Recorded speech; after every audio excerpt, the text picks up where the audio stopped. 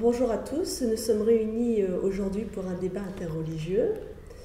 Alors nous avons à ma droite l'abbé Guy Pagès, qui est un prêtre catholique romain de la diocèse de Paris, et nous avons à ma gauche Karim, qui est un musulman converti à l'islam qui étudie les religions comparées. Donc le thème du débat qui va s'effectuer aujourd'hui est: est-ce que Mohamed est un vrai prophète? Donc, Père Pagès, qu'est-ce que vous pensez de cela vis-à-vis du titre de prophète que donnent les musulmans vis-à-vis de Mohamed? Alors, je dirais que le thème du débat a été choisi par Karim. Personnellement, ce n'est pas une question que je me pose, n'est-ce pas? Et pour cause. Et donc, personnellement, j'estime qu'avant de se poser cette question-là, si on suit l'ordre chronologique des choses, le christianisme existant avant l'islam, il faudrait d'abord que vous, Karim, avant de vous interroger pour savoir si Mahomet est un prophète, vous soyez sûr que Jésus n'est pas Dieu. D'accord. Car on ne peut pas avoir plus que Dieu. Si nous, chrétiens, nous estimons qu'en la personne de Jésus, Dieu lui-même s'est révélé et s'est donné à nous, a mis le comble à son amour, après nous avoir tout donné, de se donner lui-même, je ne vois pas comment on pourrait ensuite s'intéresser à qui que ce soit d'autre. Vous comprenez? Oui, Donc je crois qu'il faut commencer par là. D'accord. Alors, le problème pour débuter sur ce point-là, c'est que, en fait, ça fait virer le thème sur la divinité de Jésus. Alors que le thème principal, c'est de définir si oui ou non, Mohammed est-il un vrai prophète de Dieu selon les Écritures. Mon cher Karim, avant de parler de ça, commençons par respecter l'ordre de révélation qui fait que Jésus est venu avant Mahomet. Oui, mais ça, c'est un ordre que vous mettez dans le débat de vous-même. Ça m'est donné à vous comme à moi. Ça existe comme ça. Très bien. Et si moi je décide que nous partions sur définir si Mohammed est un vrai prophète de Dieu ou non. Mais avant de partir, imaginez par exemple quelqu'un vient chez vous et vous dise: ton père n'est pas ton père c'est moi. Oui. Alors que votre père, vous avez vécu avec lui, votre maman vous a dit que c'était bien lui, votre papa, vous le connaissez depuis que tout petit, et quelqu'un se présente et vous dit: c'est moi ton père, c'est pas lui, lui c'est un imposteur, c'est moi la véritable père. Qu'est-ce que vous allez penser? Vous direz: écoute, moi je connais mon père, donc tu ne vas pas me dire que tu es toi mon père. Donc l'islam vient et dit: voilà, Jésus n'est pas Dieu, alors que personnellement, moi je le connais comme Dieu, et pas seulement moi, mais depuis 2000 ans les chrétiens le confessent comme Dieu.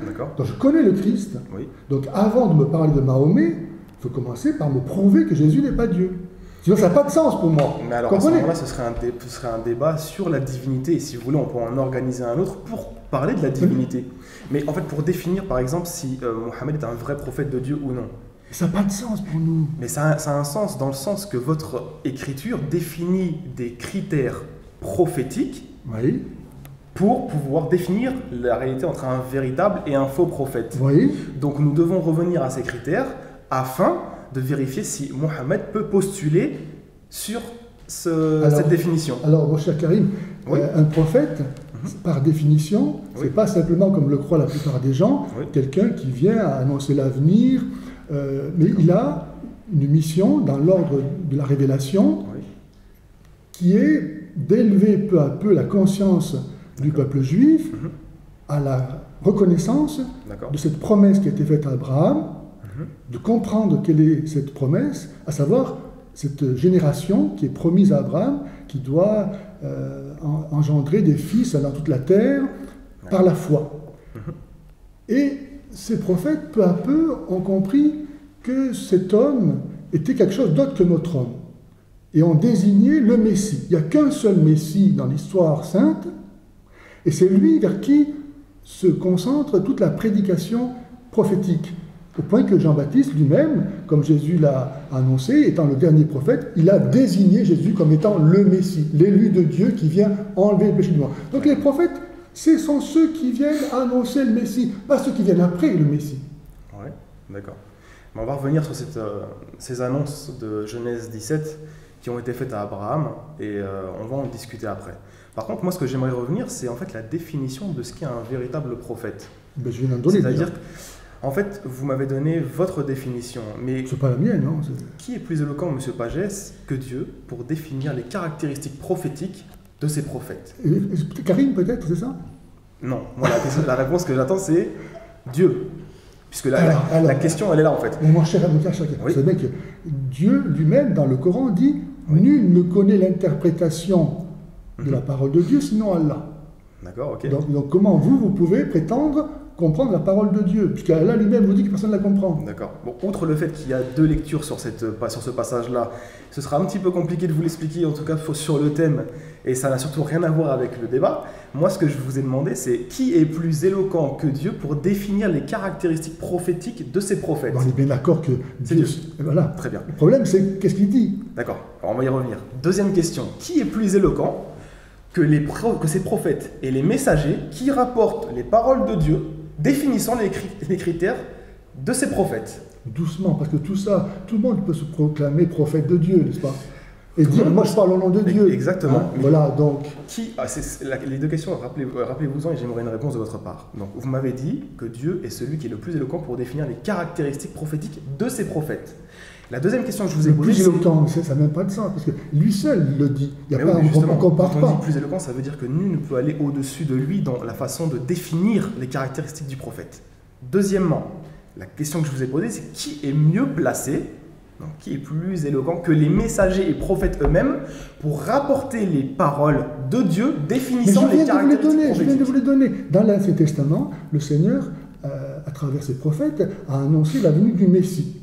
Il a donné des signes, notamment à travers Isaïe 53, comment le Messie, le serviteur de Dieu, par son sacrifice, allait accomplir la rédemption du monde. Oui. Donc, voilà. Comment il allait faire des miracles. Donc des signes qui ont été interprétés par les chrétiens pour reconnaître le Messie. On n'est pas là pour, dans une succession sans fin, chercher sans fin à rajouter des prophètes à la liste. Les prophètes n'ont pas de sens, sinon que de désigner l'œuvre de Dieu. Moi, je suis d'accord avec vous pour aller dire que en fait, le Messie est la fin d'une étape. D'une étape.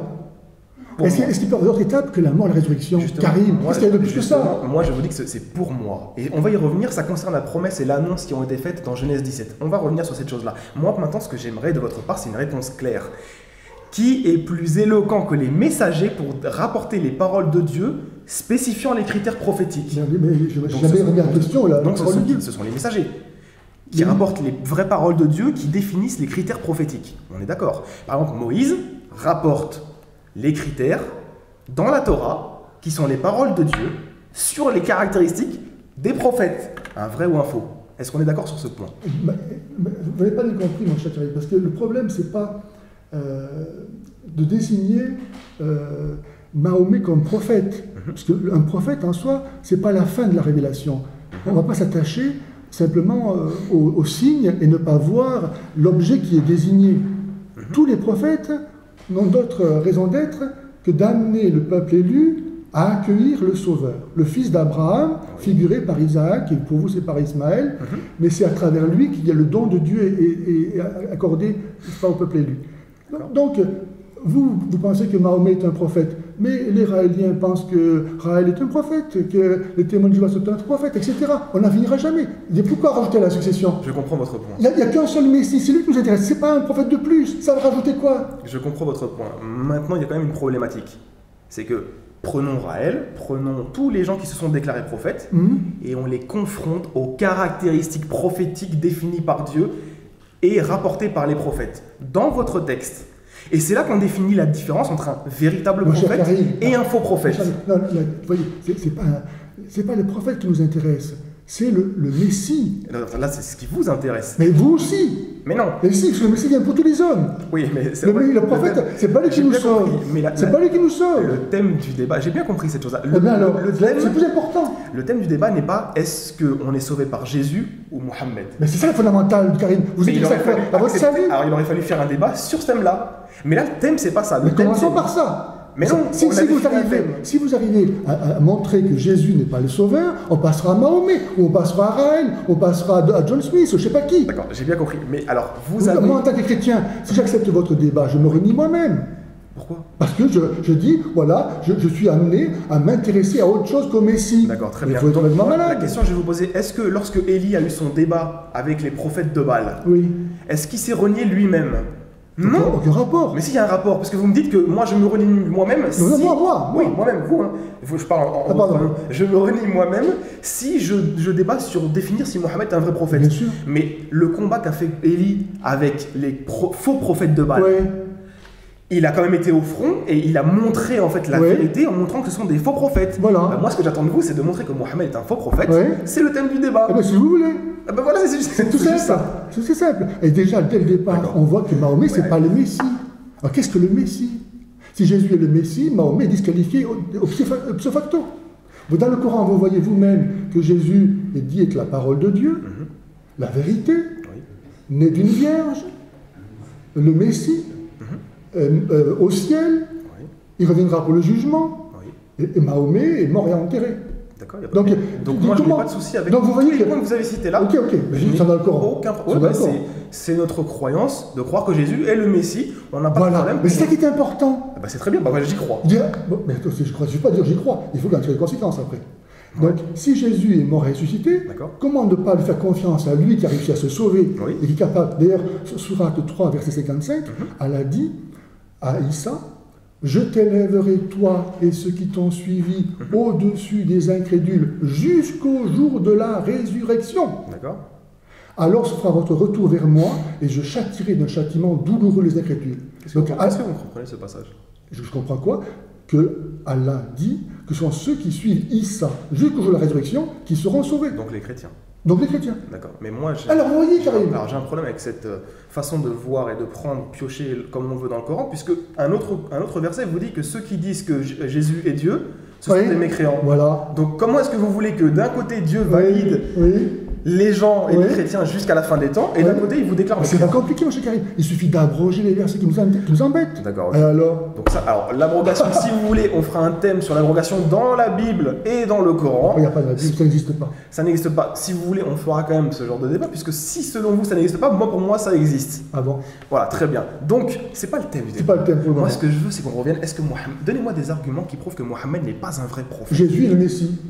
Jésus est le Messie selon Mohammed. Comment? Jésus est le Messie selon Mohammed qui a la parole de Dieu. Il était déjà avant Mahomet. Oui, on n'a pas de souci par rapport à ça. Qu'est-ce que tu veux de plus que ça?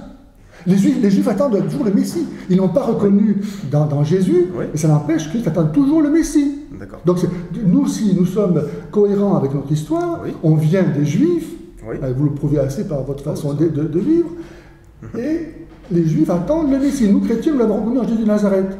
Donc, s'occuper d'autre chose que du Messie, c'est vraiment passer à côté de l'histoire.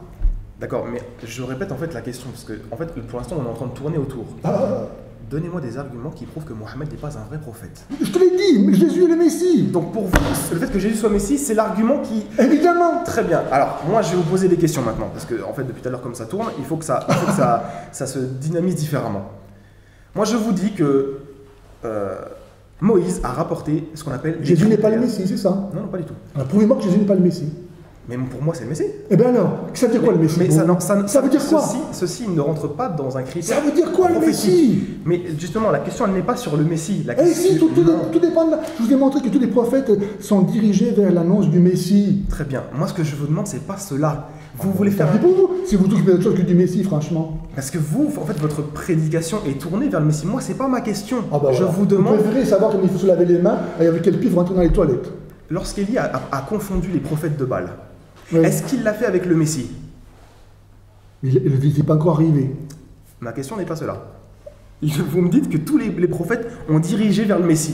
Et que, vu que j'ai le Messie maintenant, c'est ce qui me permet de disqualifier un prophète. Absolument. La question, c'est est-ce que lorsque il y avait les 450 faux prophètes de Baal qui ont été ensuite égorgés, la question que je vous pose, c'est lorsque Élie a fait ce débat-là et a confronté les prophètes de Baal, l'a-t-il fait avec l'idée messianique? Ou l'a-t-il fait avec un miracle au nom de Dieu, etc. Pourquoi ce serait une contradiction?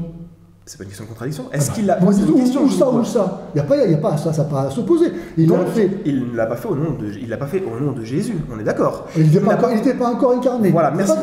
Donc ce n'est pas un critère pour définir un vrai d'un faux prophète. Mais parce qu'avant le Messie et après, c'est pas la même chose. Donc, c'est à quoi qu'ils viennent sinon? C'est à quoi qu'ils viennent? Donc de Moïse à Jésus. la question que je vous pose, imaginez que vous étiez avant Jésus. Vous étiez avant. Est-ce que vous auriez pu utiliser votre argument de dire que c'est le Messie qui définit un vrai d'un faux prophète pendant cette période? C'est impossible. Pourquoi? Puisque les critères prophétiques... Mais écoutez, Karim va pas jouer là. On n'est pas avant Jésus-Christ, on est après Jésus-Christ. Mais oui, mais... Bah alors, comment ça pas de se faire comme si t'étais pas venu? C'est une insulte à Dieu là. Non, pas du tout. Comment pas du tout? Bien sûr que si. C'est comme si t'étais pas venu. On revient dans l'Ancien Testament. Mais on va venir au Messie, je n'ai aucun problème. Moi, ben ce que je veux, c'est qu'on travaille sur ce qu'est un véritable prophète. On l'a dit déjà. 15 fois je l'ai répété. C'est le Messie. Celui qui annonce le Messie, oui. Très bien, d'accord. Donc moi, quand vous me dites cela, c'est un critère qui sort de votre tête. Pas du tout. Moi, par contre, ce que j'ai dit, ce que je vous ai posé comme regardez question, Isaïe, qu'est-ce qu'il parle? Non, mais c'est pas Isaïe qu'on revient. On revient à la base. Qui est plus éloquent que Dieu pour définir ce qui est un véritable prophète? C'est Dieu, on est d'accord. Les critères ont été décrits dans la Torah. Et alors? Et tous les prophètes de l'Ancien Testament ont jugé d'après la Torah pour accepter un vrai d'un faux prophète. On est d'accord ou pas? Bien évidemment, et alors? Merci. On va y arriver, on avance tout doucement. Allons-y, allons-y. Très bien. Donc, maintenant, on va construire. Les critères prophétiques, lesquels sont-ils? Très simple. Deutéronome chapitre 13, Deutéronome chapitre 18. Deutéronome chapitre 13 vous dit qu'il faut que une personne qui se déclare prophète, qui se dit être un prophète, vienne parler au nom du Dieu de Israël, connu par le peuple d'Israël et par ses ancêtres. C'est-à-dire que s'il vient au nom d'une autre divinité, c'est un faux prophète. Il peut accomplir des miracles, des prodiges et des signes. S'il appelle à un autre Dieu, c'est un faux prophète. Bien sûr. Très bien. C'est pour ça, c'est ça les critères prophétiques. Très bien. Ensuite, dans Deutéronome chapitre 18, vous avez encore un supplément par rapport aux critères prophétiques définis par Dieu, puisque c'est l'Éternel lui-même qui parle. Il faut que ce prophète-là, lorsqu'il vient, il parle au nom de l'Éternel. Bon, et alors? C'est pas et alors? Un petit peu de respect vis-à-vis des critères de Dieu, quand même. Ok. Ensuite, s'il fait une prophétie, il faut qu'elle se réalise.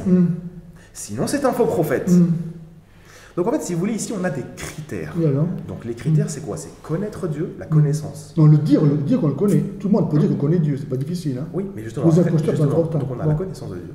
Et il faut que cette connaissance soit en adéquation avec le Dieu qu'ont connu Israël et leurs ancêtres. On ne va pas arriver avec un autre Dieu.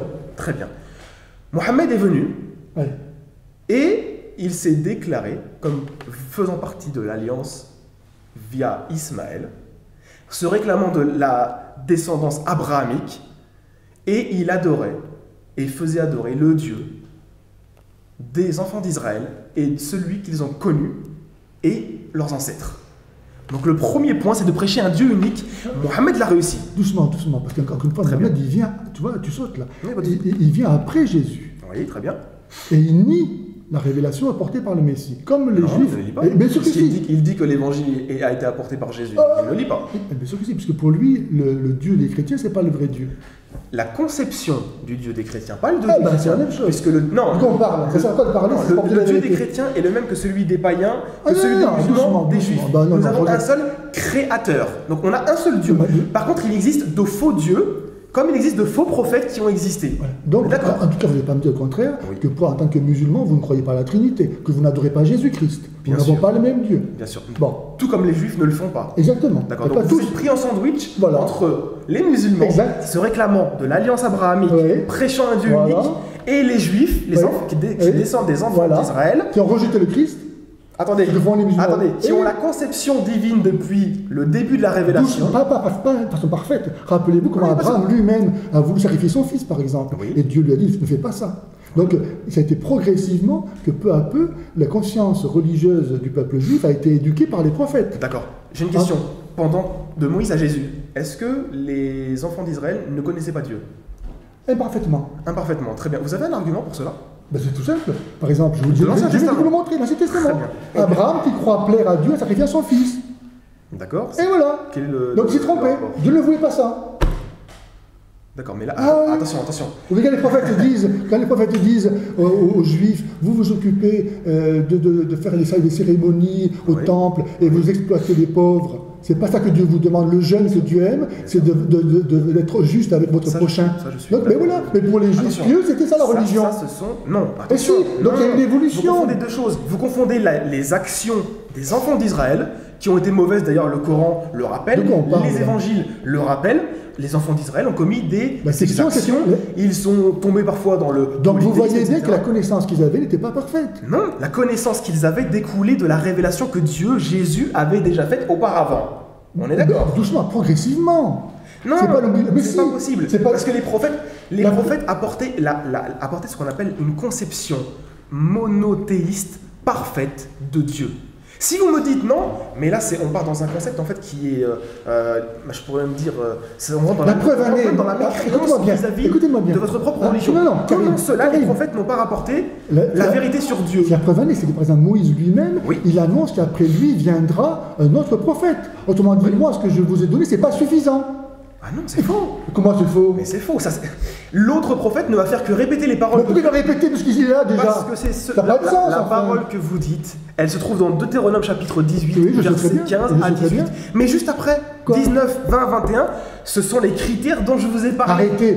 Si vous me dites que les prophètes ont donné toujours la même chose, il n'y avait aucun intérêt à ce que Moïse annonce la venue d'un prophète après lui. Mais si, justement. Quel intérêt? Mais l'intérêt, c'est que ces prophètes rappellent en fait aux enfants d'Israël qui se détournent de revenir à Dieu. Tout comme Jean-Baptiste est venu les rappeler à revenir à Dieu. Tout comme Jésus est venu les ramener à Dieu.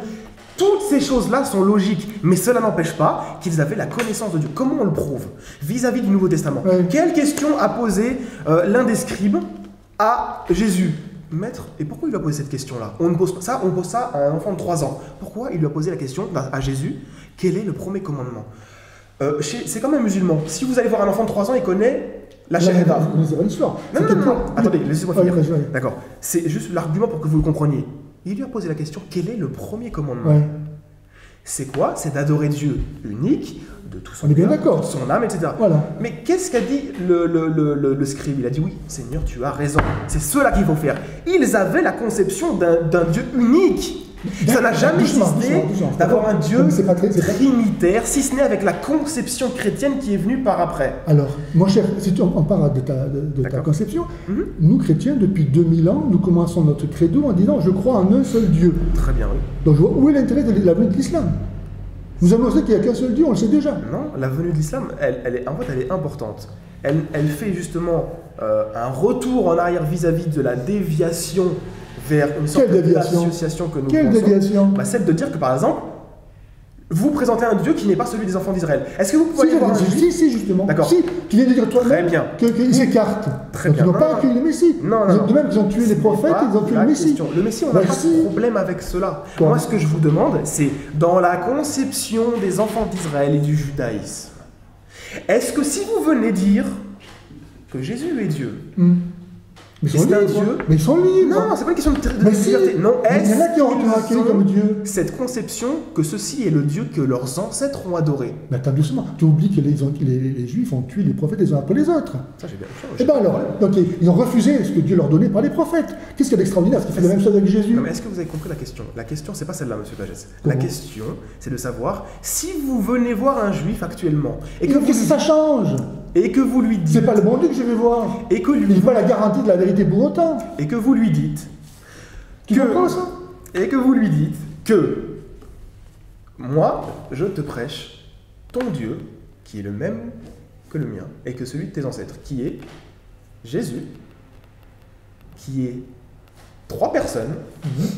S'il te plaît, est-ce que c'est le Dieu que tes ancêtres ont connu? Pouvez-vous me dire un seul juif qui répondra oui à cette question? Ça n'existe pas. Très bien. Il devient chrétien. Ah oui, non, c'est pas la question, ça, de devenir chrétien. Ah, pourquoi pas? Mais non, ça c'est autre chose. Est-ce que c'est la conception de la divinité dans le judaïsme et que les ancêtres des enfants d'Israël ont connu? Encore une fois, quand les chrétiens croient en un seul Dieu, ça ne s'oppose pas à la foi des juifs. Mais non, nous croyons en un seul Dieu. Voilà. Donc dans le christianisme, dire que le Père est Dieu, que le Fils est Dieu, que le Saint-Esprit est Dieu, et que ça ne fait pas 3 dieux, mais un seul Dieu, bien que le Père ne soit pas le Fils ne soit pas le Père, ni le Saint-Esprit ne soit ni le Père ni le Fils, et ni le Père ni le Fils ne soit le Saint-Esprit. Très bien. Donc c'est incompréhensible, que ce n'est pas contradictoire avec l'affirmation de l'unicité de la nature divine. Très bien. Là, donc on ne peut pas opposer... Vous venez de dire une chose, en fait, sans le vouloir, qui va justement expliquer votre problématique. Vous me dites, en fait, la Trinité, c'est une chose incompréhensible. Stop. Ça contredit deux choses. La première, ça contredit justement la connaissance. Si c'est incompréhensible... Il n'avait pas la connaissance de l'unicité de Dieu, il n'est pas autre chose. Si c'est incompréhensible, selon vos mots, oui, donc ce n'est pas le Dieu qu'ont connu les enfants d'Israël, la connaissance. D'ailleurs, Jésus dira... La connaissance de son unicité, je vous rappelle, oui, très bien, pas de son être. Non, il n'y a pas de problème par rapport à ça. Alors. Mais vous me dites que c'est incompréhensible. La Trinité. Donc, on ne peut pas heureusement que c'est incompréhensible. Sinon, ça voudrait dire que Dieu est à ton niveau. Très bien. Non, tu devrais louer les chrétiens d'être capables d'affirmer que Dieu est plus grand que nous. Mais vous n'avez pas compris. Je suis d'accord avec vous de dire que la Trinité est incompréhensible. Bon. Oui, je suis tout à fait d'accord. Mais par contre, ce que je ne comprends pas, c'est que c'est une contradiction. D'un côté, c'est incompréhensible, et de l'autre côté, vous me dites que c'est, regardez, incompréhensible, connaissance. Comment est-ce qu'on fait pour allier les deux? C'est incompréhensible. C'est le mystère du Christ qui est uni dans sa propre personne divine, la nature divine et la nature humaine. Il peut être compris en tant qu'il est homme, et il ne peut pas être compris en tant qu'il est Dieu. C'est le mystère du Christ qui réunit le compréhensible et l'incompréhensible. Voilà. Donc, le mystère, doucement, incompréhension. C'est pas fini. Et en face, j'ai connaissance. Dieu vous dit que ce soit... regardez, Dieu vous dit que ce qu'il est, c'est-à-dire unique, il a été tout le temps connu auparavant. Vous me dites... Tout le temps, pas tout le temps. Que maintenant, c'est incompréhensible de le comprendre. Doucement. On comprend qu'il est unique dans sa nature divine, qui est unique, mais dans sa trinité de personnes, ça c'est incompréhensible. Pourquoi est-ce que Dieu ne fait pas... Écoute, c'est très simple. Avant que le peuple juif soit monothéiste, il n'y avait pas de peuple monothéiste sur la terre. Avant que le peuple juif n'était pas monothéiste? Voilà. Mais c'est faux. Comment non, c'est pas faux. Mais avant les enfants d'Israël, il y avait qui? Il y a toutes sortes de gens qui étaient polythéistes. Non, stop. Israël, c'est qui? Qui est Israël? Qui est Israël? Oui, alors. Non, c'est une question que je vous pose. Oui. Vous savez ou vous savez pas? Vous savez ou pas? Quel rapport avec le peuple? Vas-y. Mais non, je sais pas. Vous savez ou pas? Tu te fous de moi ou quoi? Donc vous savez pas. Donc, vous ne savez pas qui est Israël? Non. Israël et Jacob. Voilà. D'accord. Et Jacob, avant lui, il y avait qui? Il y avait Isaac. Avant Isaac, il y avait qui? Il y avait Abraham. On est d'accord. Donc Israël est là. Tous ceux-là. Il faut rajouter Noé. Pour rajouter Adam. Mais tous ces gens-là, ils étaient donc polythéistes selon vous, c'est ce que vous venez de m'affirmer. Je parle de peuple, je parle pas d'individu. Oh, mais mon Dieu, vous avez un peuple avec eux. Quel peuple? Et c'est pas de peuple? Et non. C'est nouveau. Mais c'est pas nouveau, tu vois, tu connais même pas l'histoire. Moi, ce que je veux, oublions l'histoire. Prenons la Bible. Arrête. Arrête, c'est pas sérieux. Là, c'est vous qui n'êtes pas sérieux. Tu parles de peuple, tu peux pas nier ça, le peuple juif. Il n'y a eu aucun peuple avant le peuple d'Israël qui était monothéiste. Voilà, bravo. Donc en fait, les prophètes qui étaient avant et qui prêchaient à des peuples, ils étaient là pour faire quoi? Décorer? Le prophétisme, ça appartient typiquement à l'histoire d'Israël. Tu ne trouveras nulle part ailleurs. Eh oui. Vous avez fait quand même le séminaire vous avez quand même fait le séminaire de prêtrise, monsieur Magé, il faut quand même se sérieux. Si vous me dites que avant Israël, il n'y avait pas de prophète. Non, je me disais, il n'y a pas de peuple. Mais là, vous voulez me dire qu'il n'y avait pas de prophète. Oui, il n'y avait pas de prophète. C'est très bien. Donc Abraham, dans la Genèse... C'est pas un prophète. Mais Genèse chapitre 12 vous dit qu'Abraham est un prophète. Et c'est la première mention. C'est un patriarche. Non, la première mention du mot prophète dans le texte biblique, c'est pour Abraham, dans la Genèse. Où tu trouves ça? Regarde ma vie. D'accord, très bien. Je peux par contre, si vous voulez discuter, vous pouvez pendant ce temps-là que je trouve le texte. C'est Genèse chapitre 12.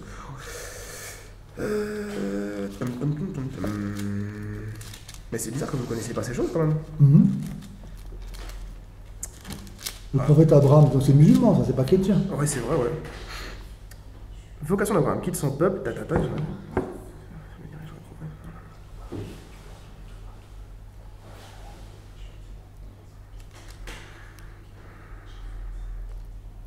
Si j'avais eu un PC, ça aurait peut-être pu aller plus vite.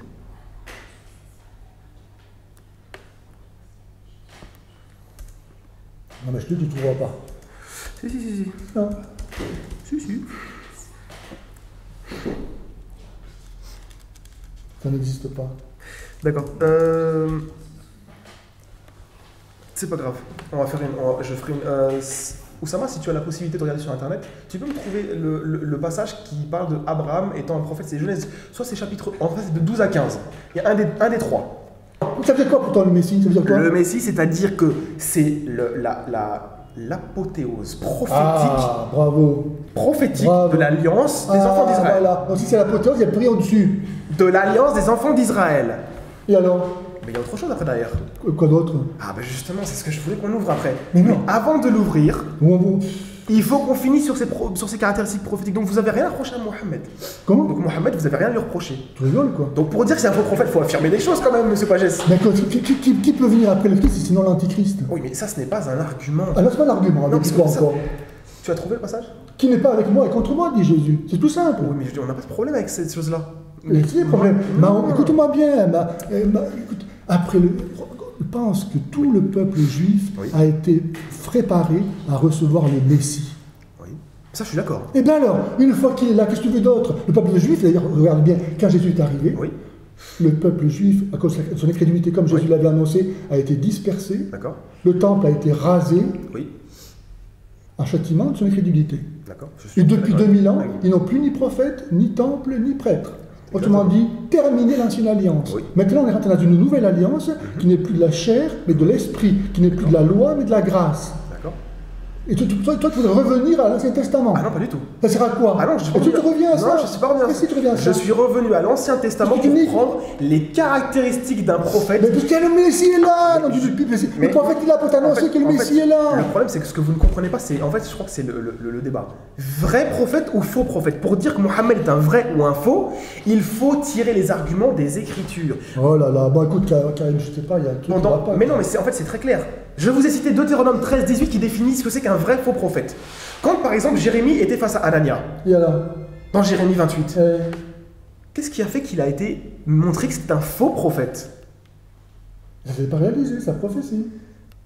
Voilà, par exemple. Et alors, donc, comment on revient à cela? C'est ce qui a montré qu'il était un faux prophète. Et ensuite, il est mort, Anania. Bon. Et qu'est-ce qu'il a prophétisé, Mahomet? Genèse 20, chapitre 7. Voilà, c'est ça. Genèse 20, chapitre 7. Qu'est-ce qu'il est dit? Maintenant, rends la femme de cet homme, car il est prophète. Voilà, voilà, merci. Donc, nous avons bien Abraham qui est prophète. Cela n'existait pas selon vous, monsieur Palais. C'est pas grave, on s'en fiche. Des petits détails, des petites erreurs. C'est parce que le sens des mots, parfois. Ah oui, d'accord, ok. Bah, bien sûr. Ok. Par contre, les Juifs, sachez que vous savez ce qu'ils disent, les Juifs, sur ce passage-là? Ils disent que ici, c'est la première mention du prophétisme sur Abraham. C'est pour ça que je vous ai dit que le premier à être appelé prophète dans l'Ancien Testament, c'est Abraham. Et ça, c'est vérifié. Bon. C'est pas grave, on s'en fiche. Bon. Donc, écoute-moi bien, parce qu'Abraham, il portait en lui toute la descendance du peuple élu. Donc quelque part, on peut comprendre que dans sa façon d'être, il portait aussi les prophètes, et qu'ils soient appelés prophètes à ce titre-là. Non, c'était un prophète. Pourquoi? Parce qu'il était en communication avec Dieu, et il accomplissait ses commandements, ses ordonnances, c'est ce que nous dit ensuite le texte de la Genèse. Un prophète qui parle au peuple de Dieu, il n'y a pas de peuple de Dieu encore avec Abraham. Et comment c'est avec Abraham, le peuple de Dieu? C'est vous qui croyez qu'il n'y a pas de peuple. C'est quoi le peuple de Dieu avant Abraham? Mais où est-ce qu'il est? Mais il y a d'autres peuples. On ne vous a pas dit qu'il y avait un peuple de Dieu soumis comme vous le voyez avec les enfants d'Israël, mais il prêchait à leur peuple. Abraham, il prêche à qui? Mais Abraham, il avait un peuple. À quel peuple? Où tu vois ça? N'importe quoi, il a tout quitté son peuple pour aller partir tout seul avec sa femme, ses enfants et ses troupeaux à Canaan. Mais justement, son peuple l'a rejeté. Pourquoi? Parce que justement, c'est ça qu'il faut comprendre. Il est rejeté dans la mythologie musulmane. Ah, c'est aussi la mythologie juive en tout cas. Ah non? Chez les juifs, c'est ce qui est dit aussi. Pas dans la Bible. Non, mais c'est pas comme ça que ça marche. Ça marche comme ça. Non, parce que il n'y a pas que la Bible. Vous prenez votre tradition, par exemple, des pères de l'Église. Oui. Ne faites pas un deux poids deux mesures en acceptant la tradition islamique, pour dire par exemple certaines choses, en refusant la tradition juive et en prenant la tradition chrétienne. Je ne vais pas prendre pour argent comptant ce que disent... J'ai pas dit argent comptant, mais on prend la tradition juive. Celle qui est... Non, c'est la loi des prophètes. Le fondement de la foi, voilà. C'est pas les discours de rabbin tel et de rabbin machin. Hein. Attention, Jésus a dit que les scribes et les pharisiens sont assis dans la chair de Moïse. Écoutez, regardez bien ce qu'il dit. Écoutez ce qu'ils disent. Stop, on s'arrête. Jésus dit, écoutez ce que qui dit les rabbins, les grandes autorités rabbiniques de ce temps-là. Et ne faites pas ce qu'ils font. Pourquoi? Parce qu'ils disent et ils ne font pas. Voilà. Et donc donc justement, c'est à vous de m'expliquer ce problème. C'est un grand problème. Vous me dites, on n'écoute pas les rabbins. Moi, j'ai une parole de Jésus qui vous dit le contraire. Concernant la Torah orale, Jésus, dans ce même chapitre, chapitre 23, on va y revenir. Je vais vous laisser parler. Les rabbins doivent être distingués de la ligne sacerdotale. Parce que ceux qui sont assis dans la chair de Moïse, ce sont ceux, les grands prêtres, qui assument une mission divine. Bien sûr. Les rabbins, ils parlent en leur propre nom. Ah, pas tout mélanger. Ah, attention. Les rabbins, ils ne sont pas assis. Qui sont les rabbins? Non, après, je vous dis, quand Jésus est arrivé, il n'y a plus de prêtres. Donc, il n'y a plus de chair de Moïse. En fait, vous ne répondez pas aux questions. Ah oui, c'est ça. Non, c'est-à-dire qu'en fait, vous tournez autour du pot. Bah oui, c'est ça. Ouais. Quand, en fait, vous acceptez en fait votre tradition à vous, mais il n'y a qu'une tradition, Karim. Donc, il n'y a que la tradition catholique chrétienne. Et voilà. Stop. Et voilà. Donc, on rejette la tradition juive.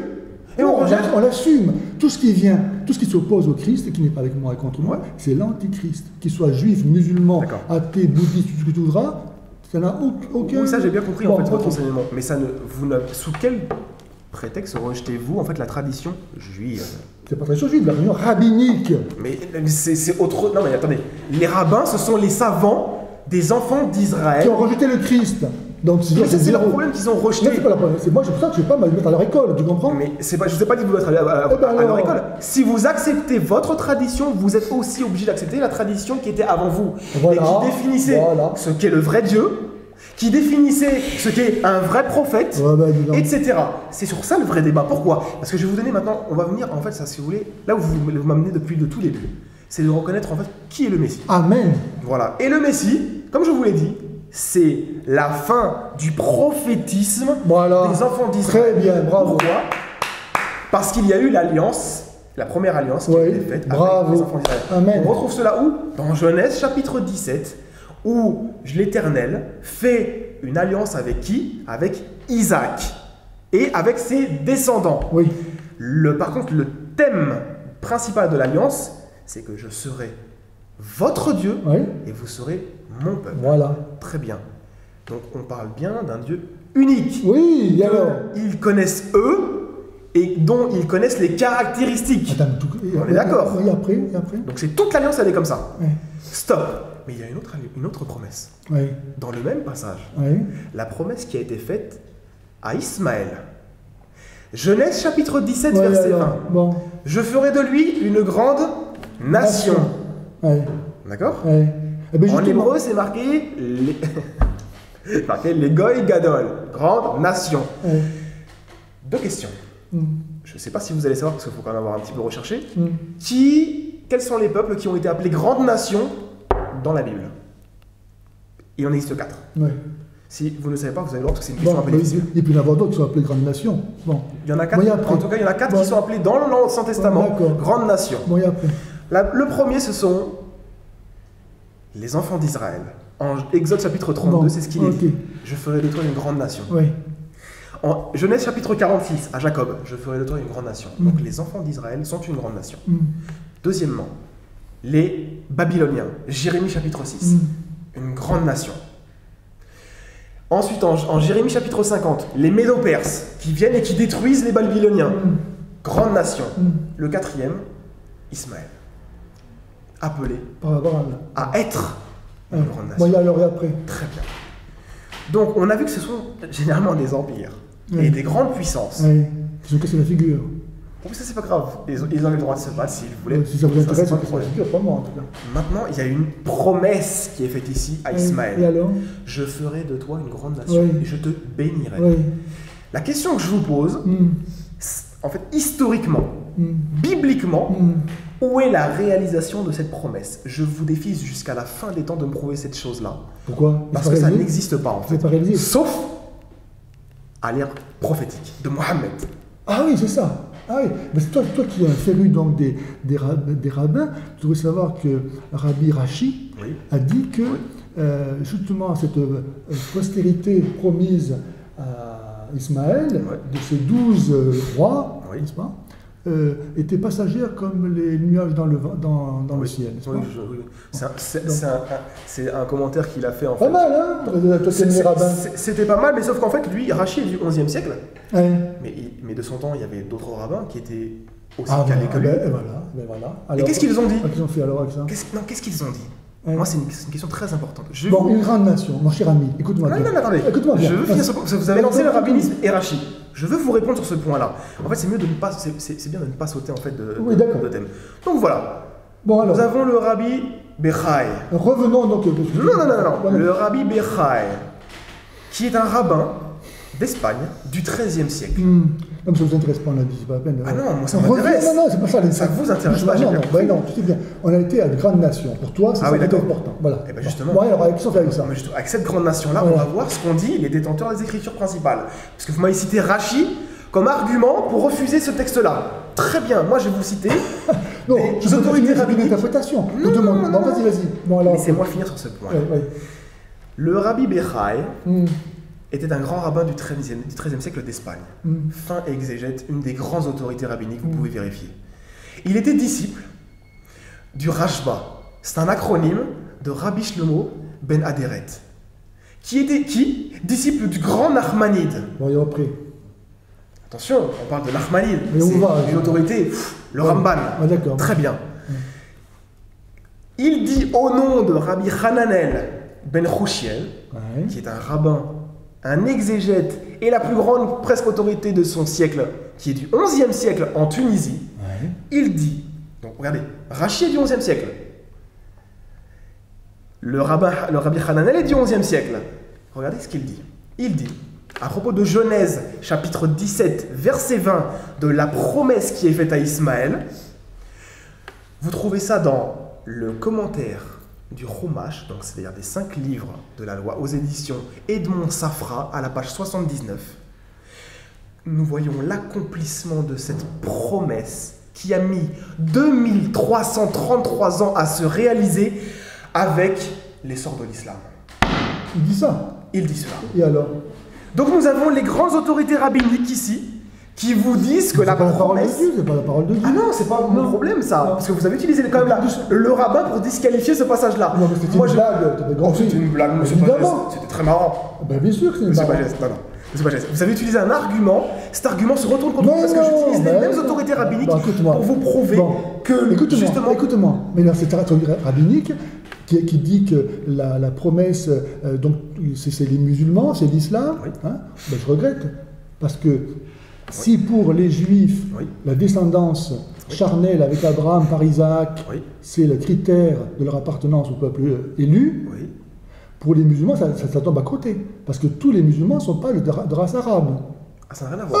Ah, ben faut les savoir. Ah non, ça n'a rien à voir. Faut les savoir. Si tu te revendiques d'Ismaël par la chair... Moi, je suis l'exemple type. Je suis ce qu'on appelle un pur français, non, tu mélanges avec des origines un peu espagnoles. Tu sais pourquoi? Parce qu'à l'origine de l'islam, il y a une confusion entre la relation au christianisme, comme le Coran en témoigne par la présence de Jésus, qui est exceptionnelle, qui est incomparable avec la présence de Mahomet, dans le texte même du Coran, et puis le désir de rester juif, d'où l'attachement aux pratiques et aux préceptes judaïques. D'accord.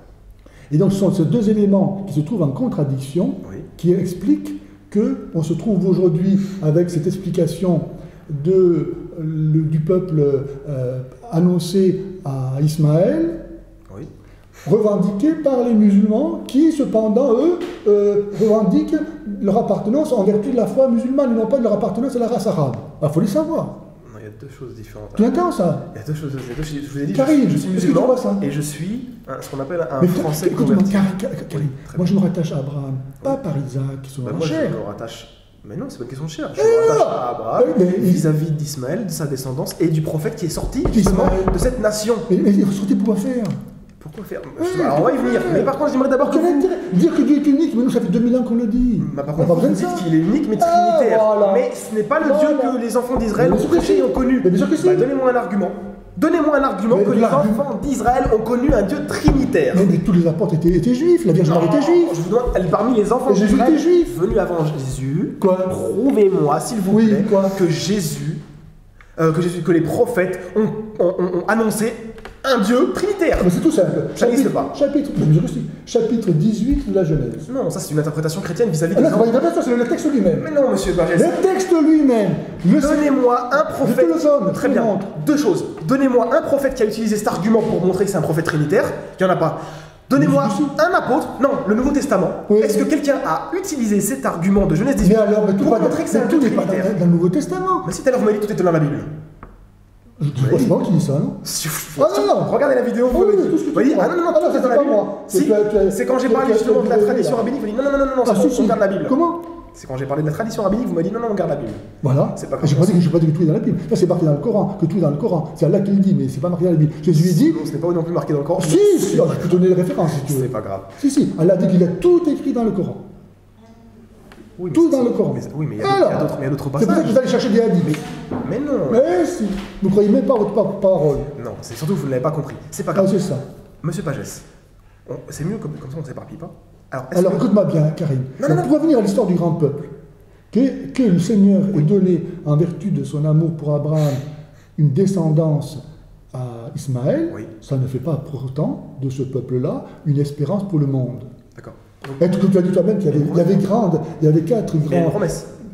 Une promesse. La promesse de quoi? D'un grand peuple. Donc tu as dit toi-même, ça va venir. Il y avait plusieurs grands peuples, il y en a encore dans le monde, c'est pas pour autant que ça apporte le salut au monde. Bien sûr. Donc dire, moi j'appartiens à un grand peuple annoncé par Dieu à Ismaël, la belle affaire. Il y en a eu d'autres grands peuples dans le monde. C'est pas pour autant qu'ils auraient été sauvés. Et est-ce que vous pouvez... Tu entends ça, Karim? D'accord. Très bien. Est-ce que vous pouvez me montrer, avant Mohammed, un prophète qui s'est réclamé du Dieu des enfants d'Israël, tous les faux prophètes ont fait ça. En Arabie. Tous les faux prophètes. Mais les Jésus-Christ, ils sont pas fous, hein. Non, mais moi je veux des arguments, je veux pas des paroles. Mais moi je m'occupe pas des faux prophètes, je m'occupe de vrais prophètes. Non, mais donnez-moi un argument pour montrer qu'en fait, avant Mohammed, chez les Arabes, il y a eu un prophète qui s'est monté et qui a eu, où on a vu cette grande nation. C'est pour ça que je vous ai posé une question très importante. Vous n'avez toujours pas répondu. C'est pas une grande nation. Tu vois, tu commences jusqu'à la fin des temps. S'il vous plaît. En quoi le peuple arabe serait une grande nation? Réponds-moi. Non, c'est pas comme ça qu'il faut voir la chose. Ah bon? La chose, c'est l'inversement. Il y a annonce de grandes nations dans Genèse 17. Et alors? Montrez-moi historiquement ou bibliquement où est-ce que ça s'est réalisé. Je vous laisse jusqu'à la fin des temps. Mais en fait, vu que vous allez mourir avant la fin des temps, je pense, je vous laisse jusqu'à la fin de vos jours pour pouvoir me répondre à cette question-là. Écoute, savoir que le descendant d'Ismaël a été un grand peuple, à l'aune des critères de l'époque, il suffit que le peuple arabe soit suffisamment puissant autour d'Israël pour être qualifié ainsi. Donc non, et alors, pourquoi? Parce que en fait, les enfants d'Ismaël étaient des petits peuplades répartis n'importe où. Voilà. Stop. Maintenant, à partir de quand est-ce que c'est arrivé que c'est devenu un grand peuple?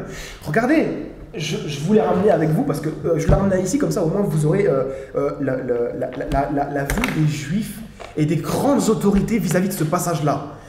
Regardez, c'est très simple. Nous voyons que l'accomplissement de la promesse faite ici à Ismaël a mis 2333 ans à s'accomplir avec l'essor de l'islam. Avant Mohammed, il n'y a jamais eu un prophète. Bon, écoute-moi. Ni une grande nation parmi les Arabes. Ça ne répond pas à la question. Mais si, eux répondent. D'accord, je vais te croire, si tu veux, que la prophétie de cette grande nation donnée à Ismaël, encore que le lien entre les populations arabes et Ismaël ne soit pas fait. D'accord.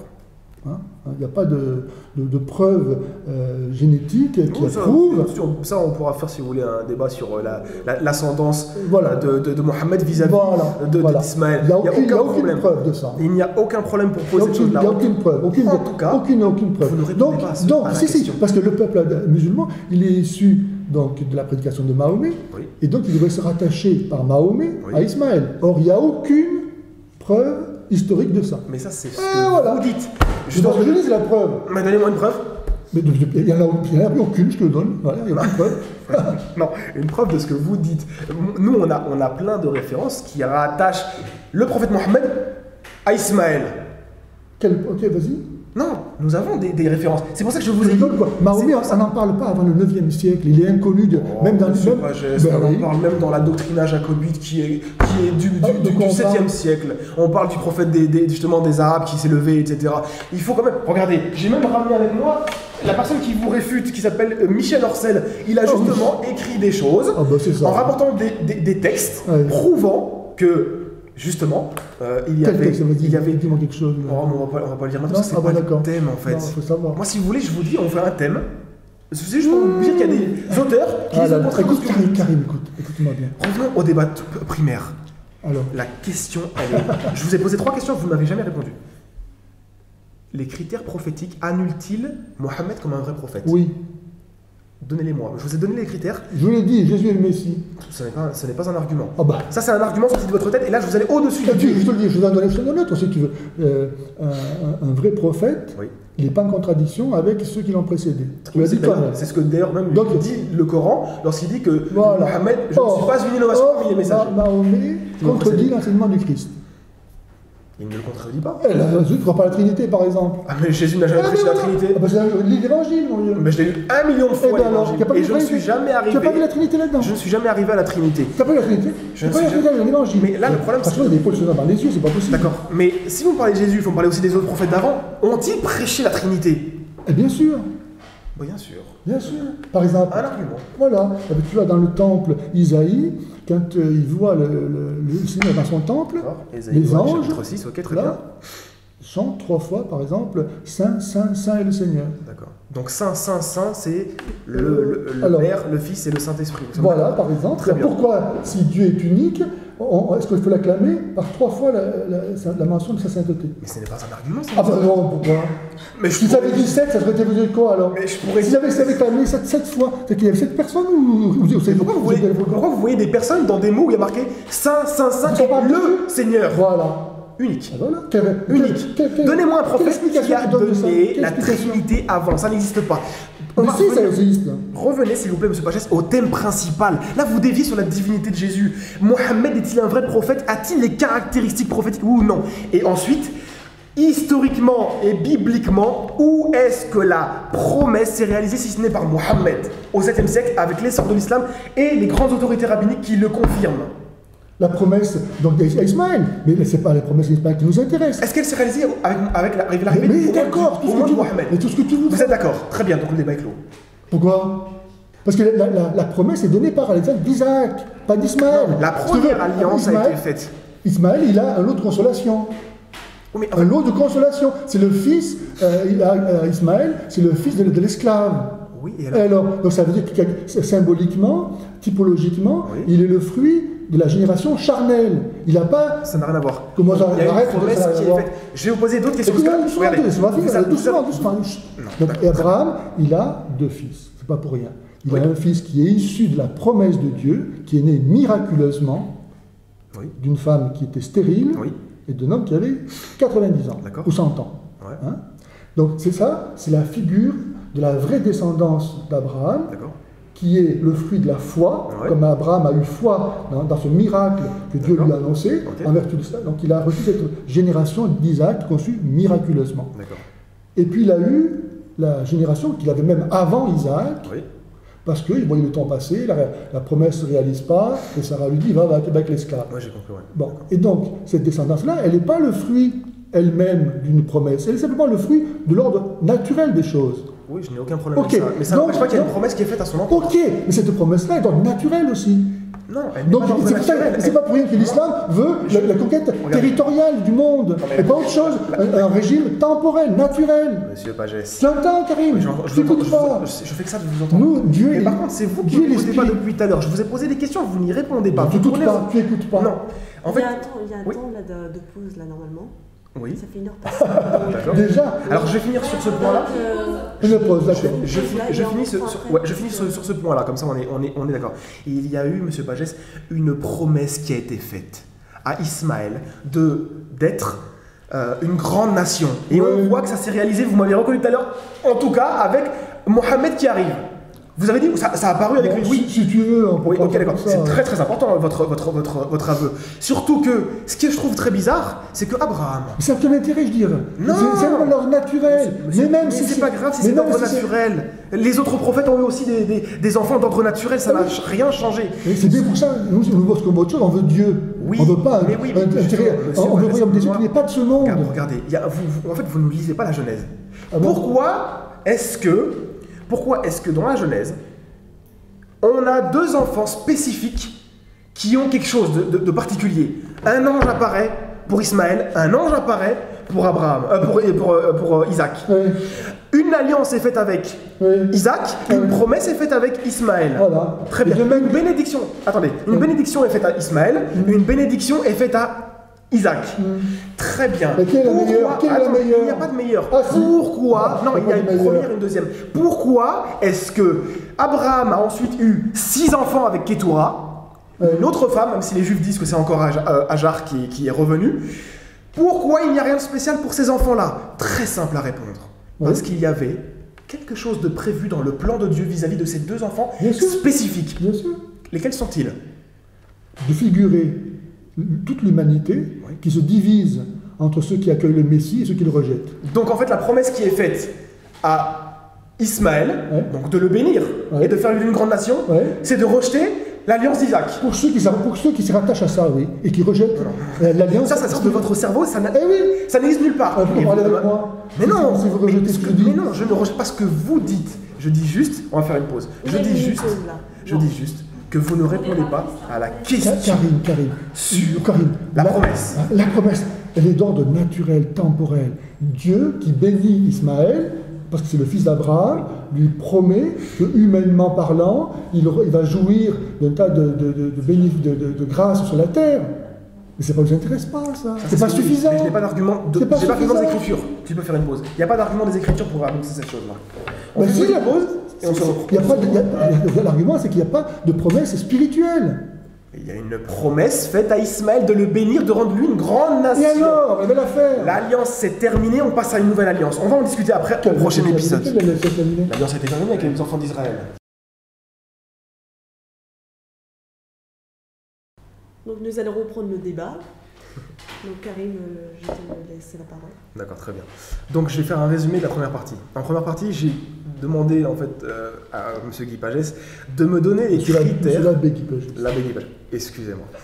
L'abbé Guy Pagès de me donner les critères d'un vrai prophète et d'un faux prophète. Vous n'avez jamais réussi à le faire. Il a fallu que je vous l'amène. Deuxièmement, je vous ai demandé où est l'annonce, où s'est réalisée la promesse qui a été faite à Ismaël. Vous m'avez répondu, oui, quand Mohammed est arrivé. Et avec la nation islamique. C'est ce que vous m'avez dit. Je peux concéder comme ça pour l'argumentation. Oui, c'est comme tout à l'heure, c'était une blague, et là je vous le concède. Voilà. Non, il faut être sérieux. Ouais. Donc là, vous m'avez dit. Donc très bien. Donc maintenant, moi, je vous repose en fait les mêmes questions. D'accord. Quels sont les critères prophétiques que Mohammed n'a pas remplis et que je vous ai cités tout à l'heure? Très bien. Alors c'est tout simple. La parole de Dieu elle-même dit, par exemple, c'est Daniel 9, 26, que lorsque loin viendra, il n'aura pas de successeur. D'accord. Ben voilà, terminé. Moi, j'ai pas de problème que le successeur mourra quoi. Et là, ça s'est réalisé. Ça s'arrête là. Si vous visez Jésus, oui, il n'a pas eu de successeur. Il n'a pas eu de descendant, il n'a rien eu. Eh ben voilà. Très bien. Et par contre, ça n'enlève pas la promesse qui a été faite à Ismaël ensuite. Je ne sais pas si vous comprenez en fait le problème. Non, mais attendez, la promesse faite à Ismaël, elle est pour Ismaël, elle n'est pas pour le monde.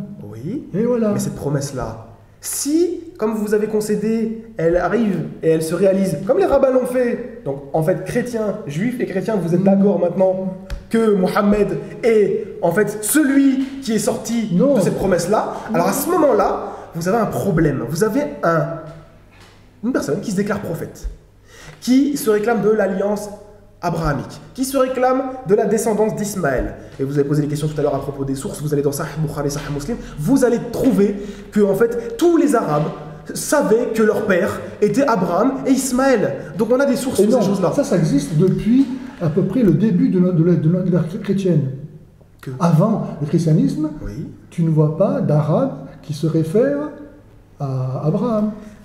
C'est très très faux en fait. C'est une fausseté. C'est une fausseté. Mais non, c'est pas faux. Tous les rites. Donne-moi les textes où on trouve ça. Je vous ai dit, vous allez dans le Sahih Bukhari, Sahih Muslim. Mais ça c'est musulman, tu rigoles ou quoi? Ah non, mais c'est très simple. En fait, voilà, toujours le même 2 poids 2 mesures. Donc un coup j'accepte la tradition juive, un jour non, je l'accepte pas. Je prends ma tradition à moi, chrétienne, et puis je rejette la tradition musulmane. Le 2 poids 2 mesures est une abomination devant l'Éternel. Proverbe chapitre 11, verset 1. Arrête, je te parle de moi, des Arabes qui se réclamaient de la filiation d'Abraham je vais aller dans votre sens. Avant la venue de Jésus. Je vais aller dans votre sens. Avant même il n'y en a pas. Il n'y en a pas. Alors admettons même que vous ayez raison. Est-ce que ça empêche qu'ils se réclamaient quand même d'Abraham et d'Ismaël? Non. Est-ce que ça empêche la promesse qui a été réalisée? Que les rabbins eux-mêmes ont compris. Les plus grandes autorités rabbiniques, et vous-même tout à l'heure vous m'avez dit, oui c'est vrai que, bon c'est vrai, on peut concéder qu'il y a, avec l'arrivée de Mohamed, un truc bizarre. On voit une grande nation parmi Ismaël. Il prêche le monothéisme pur. Non. Il prêche le monothéisme c'est pas le monothéisme pur, non. Ensuite, c'est un faux monothéisme. Ce qui est très étrange en fait, si vous voulez, c'est cette façon de ne pas voir en fait l'histoire et ce qui s'est passé. Je vais vous expliquer, si vous me laissez 2 minutes. La première alliance, et ce que je considère être la dernière alliance, via Isaac, via Ismaël. Comme je vous dis, il y a quelque chose de spécial avec ces deux-là. Les 6 autres enfants d'Abraham n'ont rien eu. Eux, ils ont eu une alliance et une promesse. Il y a un rôle spécial dans le salut de l'humanité qu'il y a ici. Donc, la première alliance, il y a eu un temple qui a été érigé. Il y a eu 12 enfants d'Israël qui sont arrivés, 12 nations. Vous avez eu, en fait c'était par Sarah, ensuite vous avez eu voilà, Jacob, qui vient d'Isaac, qui vient d'Abraham, etc. On a un lieu de culte, on a un message, on a des prophètes qui sortent de cela, on a des nations. C'est très bizarre, en fait on a le même parallélisme qui apparaît avec Ismaël. Voilà. On a un lieu de culte nouveau, le diable qui sert, puisqu'en fait le temple a été détruit, l'alliance a été rompue, c'est fini pour eux, comme vous me l'avez dit en introduction. Voilà, très bien, on a un nouveau temple, on a un nouveau message qui apparaît, on a une loi qui apparaît. Voilà, comme si Jésus n'était pas venu. Attendez, on a eu auparavant 12 enfants d'Ismaël, on a Ismaël, 12 enfants d'Ismaël. Abraham, bien sûr, il a eu 12 enfants d'Ismaël. Bon, non, peut-être pas. Bah, c'est ce que disent en fait Genèse 25, c'est ce qu'il est dit. Et d'ailleurs, Genèse 17... Ah mais attendez, sauf qu'il n'y a pas de... Attendez, j'y repense. Le même Genèse 17-20 dit qu'il aura en fait 12 enfants. 12 princes. Et ça, ils sont passés où? Ils sont faits ils sont passés en fait en Genèse 25. Vous vous en rappelez pas? Bon, c'est pas grave. Et après, qu'est-ce que ça nous amène? Ce que je veux vous dire, et avec tout le respect que je vous dois en tant qu'abbé, comme vous m'avez dit, en tant que prêtre, c'est qu'il faut réviser votre Genèse. Depuis tout à l'heure, vous ne saviez pas qu'Abraham était un prophète. Vous ne saviez pas que Ismaël avait 12 enfants. Et où est-ce que ça s'est réalisé, etc. Arrêtez. C'est ce que vous m'avez dit depuis tout à l'heure. L'essentiel ne repose pas là-dessus. Bien sûr que l'essentiel ne repose pas là-dessus, mais c'est quand même des lacunes qui sont en fait un petit peu importantes, parce que si vous ne comprenez pas les choses primaires, enfin les choses secondaires, comment allez-vous comprendre les choses primaires? Qu'est-ce qu'il y a à comprendre là?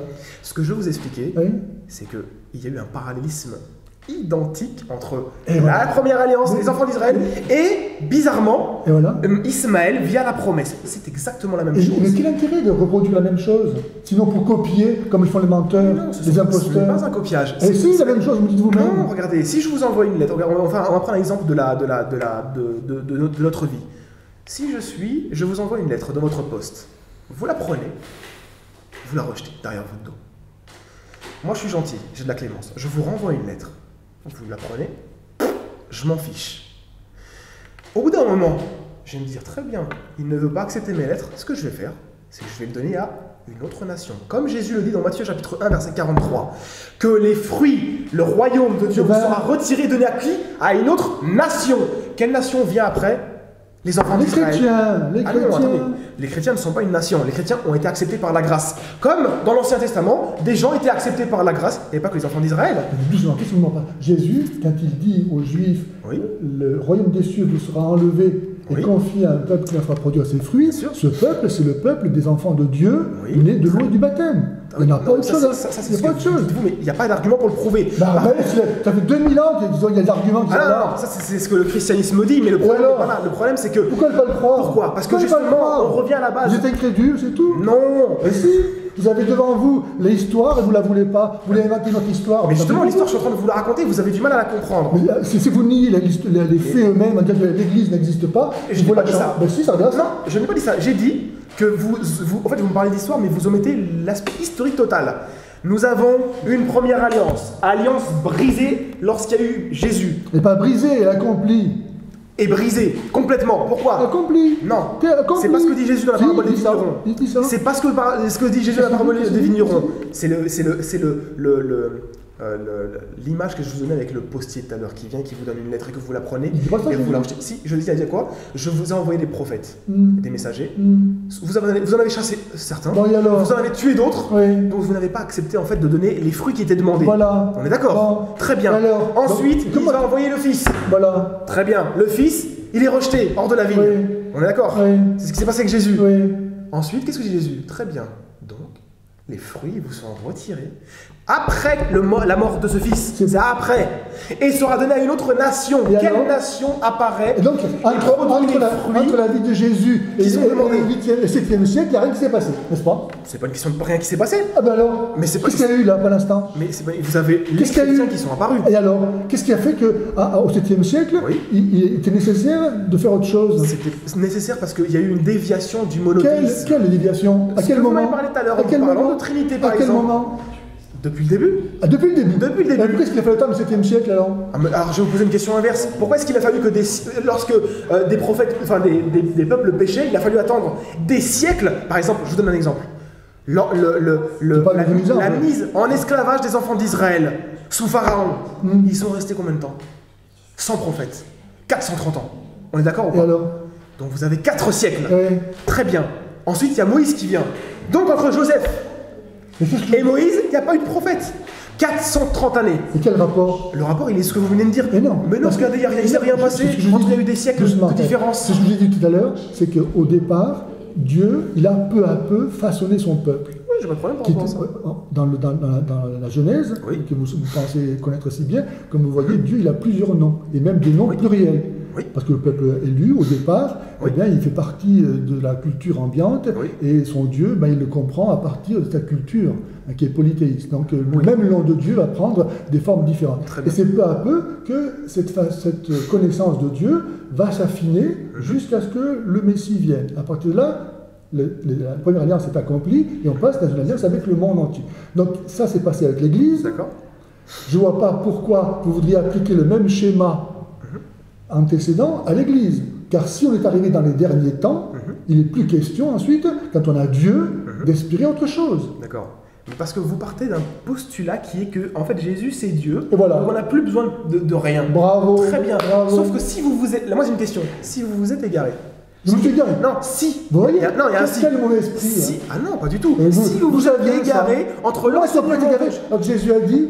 Si vous vous êtes égaré entre l'enseignement de Jésus... Mais pourquoi je fais mon soit égaré? Et maintenant... D'où cette idée, vous voyez? Mais justement. Mais c'est à vous de me prouver que... Voilà. Depuis tout à l'heure. Je vous ai demandé des questions... doucement. Jusqu'à maintenant, vous n'avez pas répondu. Je ne sais pas si vous... Repartons de ça. Vous avez accepté de reconnaître qu'avec Jésus, pour nous chrétiens, nous avons Dieu, qu'on ne peut pas avoir plus que Dieu, et que donc il n'y a aucune raison de postuler la nécessité d'une autre alliance qui serait celle avec Ismaël et donc le peuple musulman. D'accord? Alors pour la fonder, vous imaginez que nous, chrétiens, on aurait été infidèles comme les Juifs de l'Ancien Testament, d'où la nécessité pour Dieu de venir susciter l'islam. C'était son plan depuis la Genèse. C'était son plan depuis la Genèse. Bien, si vous faites ça, ça veut dire que vous niez le fait qu'avec Jésus, c'est accompli les Écritures. Non, pas du tout. Mais si c'est accompli, c'est accompli. Ah non, si vous me dites que les Écritures parlaient du Messie, je vous dis Amen. Et ça veut dire quoi le Messie pour vous? Mais justement, c'est là où on a une divergence. Vous dites le Messie c'est Dieu. Je vous la question. Depuis quand est-ce que les Juifs disent que le Messie c'est Dieu? Je vous pose la question. Non, je pose la question. C'est le Sauveur. C'est le Sauveur. Non. Les Juifs ont-ils une conception d'un Messie Dieu? Non. Écoutez, dans la Genèse, dans les prophètes, quand le Messie naît d'une vierge, quand il fait des miracles, quand il offre sa vie en expiation des péchés du monde entier, quand il ressuscite, aucun homme ne peut faire ça. D'accord, très bien. Donc on voit que Jésus, c'est pas un homme comme les autres. Là, ce que vous faites, c'est de la théologie. Non, mais je suis en train de vous montrer, doucement, car il faut être honnête. Vous me demandez de vous donner les signes que de l'Ancien Testament, Dieu a donné pour connaître le Messie. Je vous les donne. C'est pas ce que j'ai dit. Ah non. Ma question, elle est très simple, je la répète. Comme ça, vous l'autorez. Oh là là. Dites-moi si les Juifs croient que le Messie est Dieu. Ils sont libres de croire ou pas croire. Mais c'est gravissime ce que vous me dites. Quoi? Parce que l'Éternel lui-même, si c'est Jésus pour vous, dit qu'ils ont la connaissance du vrai Dieu. Mais ils peuvent très bien la rejeter, on n'est pas obligé de la connaissance. Non, attendez, s'ils ont avec eux la connaissance du vrai Dieu, comment comment est-ce que vous voulez que maintenant ils ne savent pas? Ah bah non, en fait, on sait pas. Depuis 1500 ans. Bien sûr. Donc depuis 1500 ans, ils ne savent pas que le Messie va être Dieu. Depuis 1500 ans, ils ne savent pas qui est Dieu. Vous vous rendez compte de la gravité de vos propos vis-à-vis du judaïsme? Mais parce que vous croyez connaître Dieu, vous? Moi, je ne connais pas Dieu. Moi, je prends Dieu vis-à-vis de ce qu'il dit dans sa parole. Pas tant que ça, non. Mais si, d'ailleurs, je vais revenir sur les questions que je vous ai posées, puisqu'en fait, tant que vous ne m'y aurez pas répondu, on n'aura pas en fait avancé. Donc pour l'instant, je résume. Vous ne m'avez pas répondu sur les critères du prophétique. Donc, je vous ai répondu 1000 fois. Est-ce que pour vous ne voulez pas l'entendre? Non, est-ce que Mohammed contredit un critère prophétique établi dans Deutéronome 13 et 18? Jésus dit qu'on reconnaît un vrai prophète à ses fruits. Très bien. Vous connaissez des faux prophètes à leurs fruits. Aucun arbre bon ne donne des ronces et des épines. Oui. Or, Mahomet vient mettre la haine dans le monde. Sourate 60, verset 4. Entre nous et vous, c'est l'inimitié et la haine à jamais, jusqu'à ce que vous croyiez en Allah seul. Et voilà. Donc la haine est enseignée par Mahomet. Pas moi qui le dis. Ok, non mais c'est pas grave. Ah mais c'est pas grave, non, c'est très grave. C'est pas ça. Ce qui me fait rire, c'est que vous ne répondez pas à la question. Parce que vous voulez pas le couvrir. Non, si vous voulez qu'on fasse un débat, pour ne pas voir, si vous voulez qu'on fasse un débat sur la haine en islam et la haine dans le christianisme judaïsme. Allons-y, ça vous intéresse. Non, c'est pas ça le débat qui est organisé. C'est quoi là? Est-ce que Mohammed Je vous le montre, il porte des fruits qui sont des faux prophètes. Les prophètes, des fruits de violence, de haine. Donnez-moi les fruits que Mohammed a fait. Écoutez, aller assassiner des prisonniers, comme la tribu des Juifs, des Banu Kouraïza, c'est digne d'un homme, ça? Non, c'est vrai, oui. Bon. D'accord, et donc comment est-ce qu'on peut dire qu'il vient de Dieu, après Jésus qui enseigne à aimer ses ennemis? Et donc, à part la tribu des Banu Kouraïza, vous avez autre chose? Par exemple, la polygamie. Dans le Coran lui-même, Allah, il crée l'homme et un homme et une femme. Ouais, c'est vrai. Donc si l'islam était, comme il le prétend, le rétablissement de la religion originelle, il ne pourrait pas justifier, légaliser la polygamie, car ça ne correspond pas à l'origine. Mais la polygamie, elle est bien ou elle n'est pas bien? C'est une contradiction avec la nature de l'amour. Mais donc c'est un péché, donc? Exactement. D'accord. Donc c'est un péché, très bien. Il y a d'autres fruits ou pas? Matthieu 19,6, ce que Dieu a uni, que l'homme ne le sépare pas. Si on s'unit à quelqu'un pour se donner à cette personne, on peut se donner qu'à une personne. Sinon on se prête. L'amour, c'est pas se prêter, c'est se donner. Pas pour dire que Dieu a fait un homme et une femme. Il n'a pas fait un homme, 4 femmes. Et encore moins 15 femmes pour Mahomet. D'accord. Et est-ce que comme ça, voilà, là on avance, je trouve. Est-ce que vous avez d'autres fruits mauvais en fait que Mohammed a fait? Oh ben c'est innombrable. Est-ce que vous en avez d'autres? Par exemple, rejeter la foi chrétienne. Voilà. Okay. Hein, donc la violence. Par exemple, proposer comme paradis des jouissances sensuelles, c'est indigne d'un Dieu qui est esprit. Oui, je comprends. Et autre chose? Par exemple, demander la mort de celui qui rejette la foi musulmane, par exemple, sur les apostats, voilà. Ou bien persécuter ceux qui ne veulent pas, les associationnistes, comme on les appelle, n'est-ce pas? Vous avez parlé de la polygamie, etc. Donc, parce que Mohammed, il a eu plein de femmes, donc ça aussi, ça prend aussi le cas de Aïcha. C'est un beau modèle. Ou Aïcha, oui, exactement. Déflorer une gamine de 9 ans, il faut être prophète pour faire ça. Ça c'est clair. C'est vrai. Après Jésus qui était chaste et pur, comme sa mère qui était vierge, vraiment c'est un progrès pour l'humanité, l'islam. On s'en réjouit. Très bien. Donc, je vous les ai laissés en fait parler un petit peu pour qu'on puisse en fait maintenant faire un échange différent. Vous avez pris 3 minutes, je peux avoir 3 minutes pour répondre à ce qui vient d'être dit? Très bien. Sans interférence, s'il vous plaît, monsieur Pagès, si c'est possible. Alors, très bien. Donc, on va reprendre. Matthieu chapitre 7, verset 15 à 21 ne parle pas des faux prophètes. Ça parle des faux prophètes. Oui, c'est le terme qui est employé. Mais le verset 15, on le connecte au contexte, qui est le verset 21 à 22, où en fait il s'agit des gens de chez vous. Comment on le sait? Très simple. Au jour du jugement, Jésus dit bien, c'est le même passage, Jésus dit bien, ceux qui viendront et qui me diront, Seigneur, Seigneur, n'avons-nous pas prophétisé en ton nom? N'avons-nous pas accompli des miracles en ton nom? Pourtant il leur dira quoi? Je ne vous ai pas connu. Vous qui pratiquez l'iniquité. Le faux prophète, c'est eux. C'est-à-dire que ces gens-là, si vous prenez les commentaires chrétiens, ça vient du christianisme. Comme l'islam qui se... je ne demandais pas d'interférence, s'il vous plaît. Notez si vous voulez. Si vous voulez oui. Premier point. Deuxièmement, donc vous m'avez cité en fait le cas de la polygamie, des Banu Quraïda, du cas de Aïcha, du cas de l'apostat, etc. On va revenir là-dessus. Très bien. Donc vous m'avez dit que c'est un faux prophète pour ces choses-là. Et vous m'avez dit que la polygamie est un péché. Très bien. Alors, je vais vous poser une question très simple. Jésus est au paradis. On est d'accord? Qu'est-ce qu'il dit dans Matthieu chapitre 8, versets 8 à 9? Il dit quoi? Il dit qu'au paradis, au royaume de Dieu, sont Abraham, Isaac, Jacob et les prophètes. D'accord? Donc ils sont au paradis avec Jésus. Très bien. Est-ce que vous me dites en fait que la polygamie est un péché? Donc, sur ces 3 personnes, Abraham et Jacob étaient polygames. Voilà. Donc, Jésus avait une table de polygames au paradis avec lui. Repenti. Ah, repenti, très bien, d'accord. Il faudra me trouver par contre l'argument me prouvant qu'ils sont repentis. Tout à fait. Deuxièmement, vous m'avez parlé du cas de la polygamie en elle-même. Donc la polygamie, c'est un péché, etc. Très bien. Mais le problème, c'est que vous allez en contradiction avec les prophètes. Quasiment la plupart des prophètes étaient polygames. Et vous avez dit que c'était un péché. Stop. Maintenant, qu'est-ce que Jésus enseigne dans Exode chapitre 21 à propos d'avoir 2 femmes? 21:10, oui. Jésus, qui est l'Éternel, dit qu'on peut avoir 2 femmes. C'est une loi. Très bien.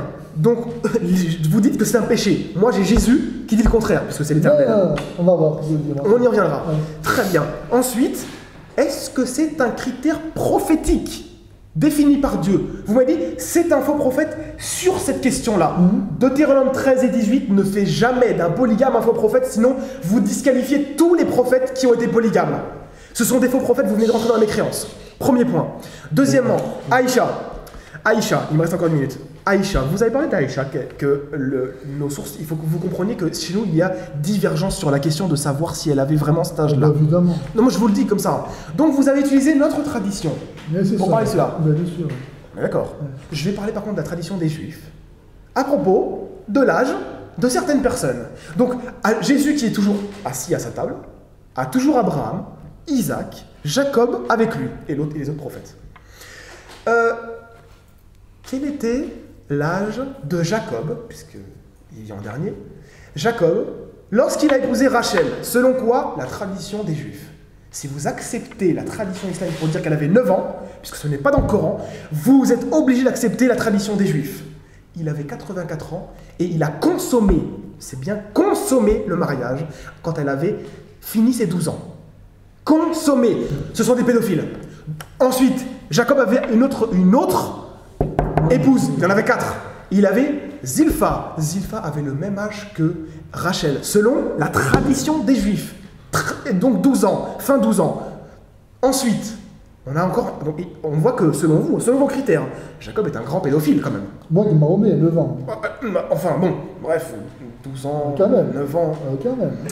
Pas grand chose. Surtout que chez nous, il y a divergence. Franchement, à cet âge-là, c'est beaucoup. Mais chez eux, il n'y a pas de divergence sur l'âge de Rachel. Nous, chez nous, il y a divergence. Évidemment. Non, mais je vous le dis, c'est juste pour votre... Parce qu'en fait, vous prenez un côté, mais vous prenez pas l'autre. Le 2 poids 2 mesures est une abomination devant l'Éternel, mon cher Pagès. Mais ça vous dit Pagès. Écoutez-moi, on va continuer. Donc, il a imité l'exemple de son père, Isaac, qui s'est marié à 40 ans avec Rebecca. Quel âge avait Rebecca? C'est pas dans la Bible. Ah, mais par contre, Rachid, que vous avez cité tout à l'heure, il dit qu'elle avait 3 ans. Le même Rachid que vous avez utilisé tout à l'heure. Rachid, oui. Ah, là vous me dites que vous en foutez de Rachid, mais vous l'avez cité comme argument. Voilà. Non, attendez, je termine ma phrase. C'est 5 minutes. Non, c'est juste une phrase. Non, c'est 3 minutes. Bon, c'était 5 minutes que j'avais. Que tu as mis? D'accord, je termine en fait juste ma phrase. Donc, elle avait 3 ans et il y a eu la consommation lorsqu'elle avait 13 ans. Donc en fait, Rebecca, Rachel et Zilpha ont été, pas selon Rachid, selon tous les rabbins. C'est des choses claires, connues. Ça existe dans le Seder-Olam, qui est la plus grande chronique du 2e siècle. Elle avait 3 ans. Moi, ce que je veux dire, c'est que Jésus avait une table de pédophiles réunis avec lui et de polygames dans son royaume. Repenti. Donnez-moi la source. Partagez si vous pouvez répondre aux Et ce n'est pas un critère prophétique. Voilà. Alors, quand vous dites que le critère de la fausse prophétie donnée par Jésus s'applique aux gens de chez nous, vous vous rappelez, vous avez commencé par ça. Allô? Je n'ai pas compris en fait. Vous avez commencé par dire que le critère que donnait Jésus des faux prophètes qui portent de mauvais fruits, ah oui, d'accord, ok. vous vous rappelez, ça vient de chez nous. Je vous rappelle que les musulmans se font gloire de faire rien d'autre que de reprendre la tradition qui a été donnée à l'origine et qui est donc aussi celle des chrétiens. La preuve en est, c'est que dans le Coran lui-même, ils se réfèrent à Jésus bien plus souvent, comme on le disait, que Mahomet. Et que même les musulmans se disent les vrais chrétiens. Donc l'argument que vous m'avez repoussé contre moi-même, vous pouvez vous l'appliquer à vous-même. Non, pas du tout, parce que moi je vous ai dit que le passage concerne votre communauté. Jésus le dit. Mais vous êtes une communauté qui est celle des croyants. Vous ne pouvez pas prendre un passage où Jésus parle des chrétiens qui vont venir, les faux prophètes parmi les chrétiens. Mais c'est marqué dans le passage suivant. Mais vous-même, vous allez arriver au jour du jugement devant Dieu en disant « Seigneur, n'est-ce pas en ton nom que nous avons prophétisé que nous avons... » Je ne vais jamais arriver au nom de Jésus. Au nom du Seigneur. Ah mais vous, le Seigneur c'est Jésus. Voilà. Mais non, on peut pas faire une différenciation. Vous verrez bien. Là, ce sont des prophètes qui ont fait des choses au nom de Jésus. Et Jésus faisait lui-même les choses au nom de Dieu. En fait, si vous voulez, il faisait les choses au nom de Dieu. Toujours. Quand il dit, je te pardonne tes péchés, il disait à son nom propre. Oui. Ou quand il dit, je suis la résurrection et la vie, ou la vérité, il ne dit pas Dieu, il dit moi, je suis. Oui, mais vous ne comprenez pas les autres passages où il dit que chaque fois que tu m'as exaucé, Jean chapitre 11, verset 43, 44, c'est très simple. Alors, Père, tu m'as toujours exaucé. Parce que ça veut dire que vous ignorez quelque chose de fondamental, sans quoi on ne peut pas comprendre l'évangile, c'est que Jésus, il a deux natures. Il est vrai Dieu et vrai homme. Selon votre interprétation. Ça n'existe pas dans les... Ah non, pas chute. Ça n'existe pas dans le texte. Bien sûr. Donc, s'il est né d'une vierge, c'est pas pour rien. C'est-à-dire qu'il n'a pas commencé à exister en tant qu'homme, comme tous les hommes à partir de l'union d'un homme et d'une femme, mais par un miracle de Dieu, à savoir qu'il avait simplement besoin de recevoir la nature humaine pour être un homme. C'est-à-dire que son être existe déjà et qu'il a conservé la nature divine qu'il ne peut pas ne pas avoir étant Dieu. D'ailleurs, le Coran lui-même dit que Jésus, c'est la parole de Dieu et que tout a été fait par la parole de Dieu. D'accord. Et donc, si tout a été fait par la parole de Dieu, que Jésus est la parole de Dieu, c'est-à-dire que Jésus lui-même n'a été fait par personne. D'accord. Donc Jésus est Dieu. Il n'y a que Dieu qui est créé par personne. On fera un débat sur la divinité de Jésus si vous voulez. Alors, donc, je continue. Donc, les gens de chez vous, vous pouvez le retourner contre vous-même. Parce que vous-même, vous dites être des vrais chrétiens. Ensuite, la polygamie. La polygamie. Depuis quand un musulman dit que je suis un vrai chrétien? Bien sûr que si. Vous lisez les forums et tout, tant que vous en voudrez.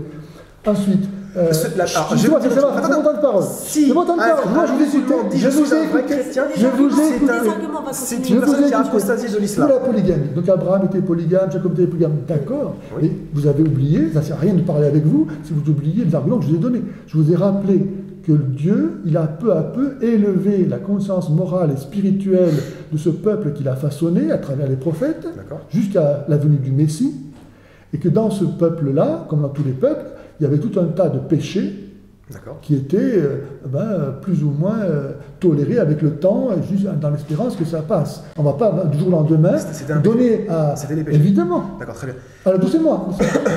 C'était un péché, mais ce n'est pas du jour au lendemain qu'on peut changer une société, ni même la vie de quelqu'un.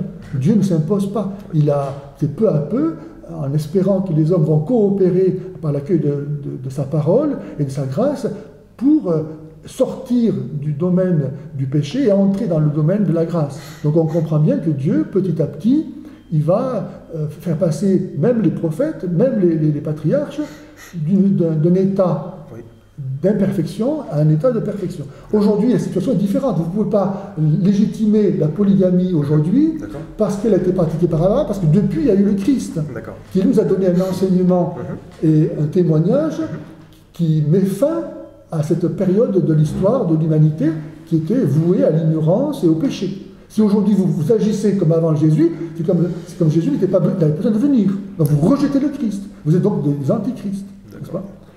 Voilà ce que je voulais vous dire. D'accord. Alors moi je vais vous répondre. Oui. Je vais vous répondre. Très bien. Donc vous me dites que ce sont des péchés. D'accord, très bien.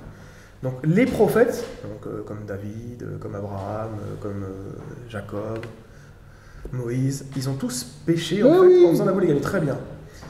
Mais j'ai un problème avec cela. Parce qu'en fait, comme je vous l'ai dit, vous ne m'avez pas répondu à ça, c'est que Jésus lui-même permet la polygamie. Comme loi.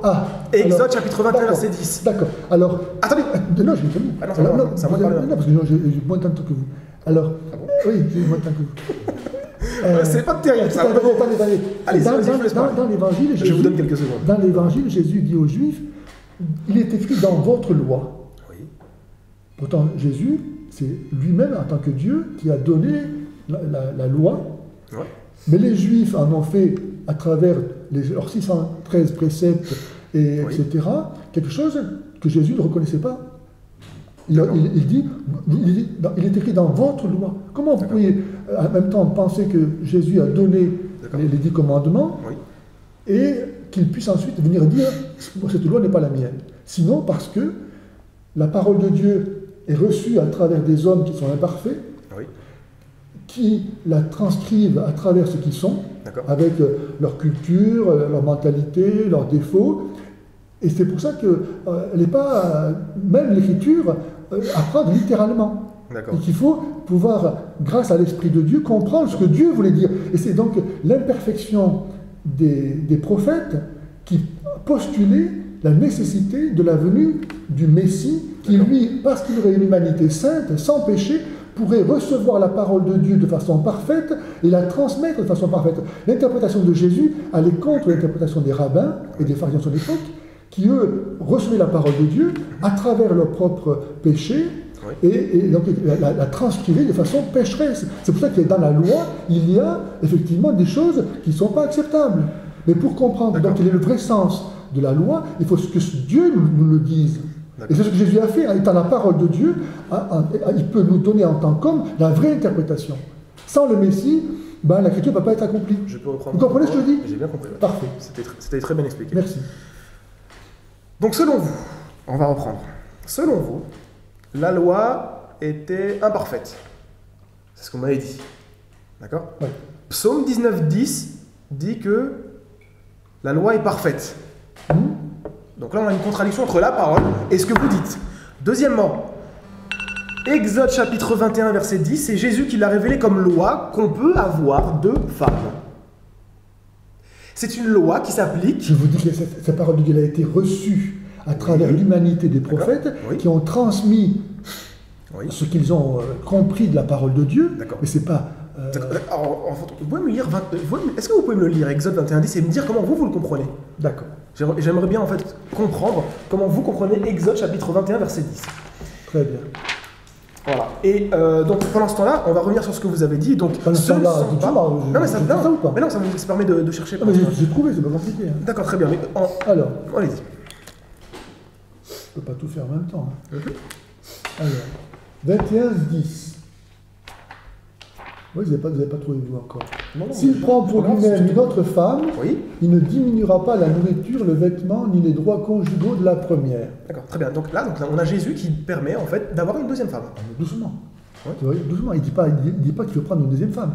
Il dit s'il prend pour lui-même une autre femme, ça veut dire quoi? Ça veut dire quoi? Ça veut dire que le Seigneur, dans la situation actuelle, qui ne peut pas changer, parce que les hommes sont capables de ne pas recevoir la parole de Dieu, c'est ce qu'ils ont fait, ils ont rejeté les prophètes, ils ont tué. Donc la parole de Dieu, pour qu'elle puisse, à travers le temps, perdurer, il fallait que les hommes aient un intérêt à la recevoir et à pouvoir la transmettre à leur tour. J'ai fini.